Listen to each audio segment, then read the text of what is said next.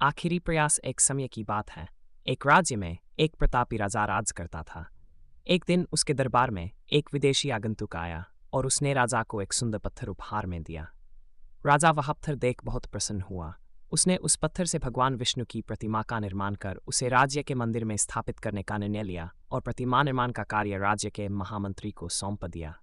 महामंत्री गांव के सर्वश्रेष्ठ मूर्तिकार के पास गया और उसे वह पत्थर देते हुए बोला, महाराज, मंदिर में भगवान विष्णु की प्रतिमा स्थापित करना चाहते हैं।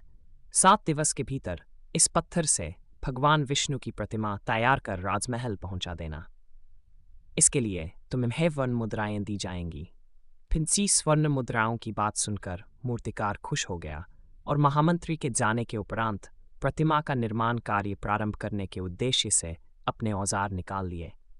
अपने औजारों में से उसने एक हथौड़ा लिया और पत्थर तोड़ने के लिए उस पर हथौड़े से वार करने लगा, किंतु पत्थर जस का तस रहा। मूर्तिकार ने हथौड़े के कई वार पत्थर पर किए, किंतु पत्थर नहीं टूटा। 50 बार प्रयास करने के उपरांत मूर्तिकार ने अंतिम बार प्रयास करने के उद्देश्य से हथौड़ा उठाया, किंतु यह सोचकर हथौड़े पर प्रहार करने के पूर्व ही उसने हाथ खींच लिया कि जब 50 बार वार करने से पत्थर नहीं टूटा तो अब क्या टूटेगा।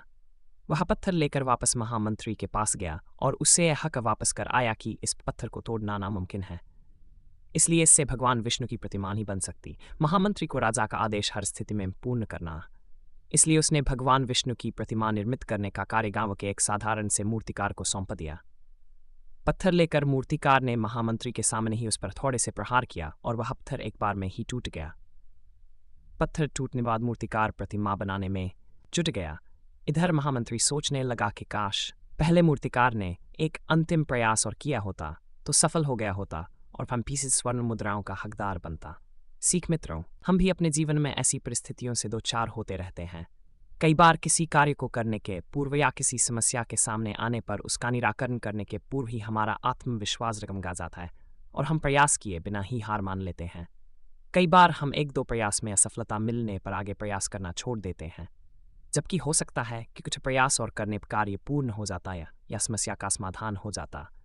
यदि जीवन में सफलता प्राप्त करनी तो बार बार असफल होने पर भी तब तक प्रयास करना नहीं छोड़ना चाहिए जब तक सफलता नहीं मिल जाती।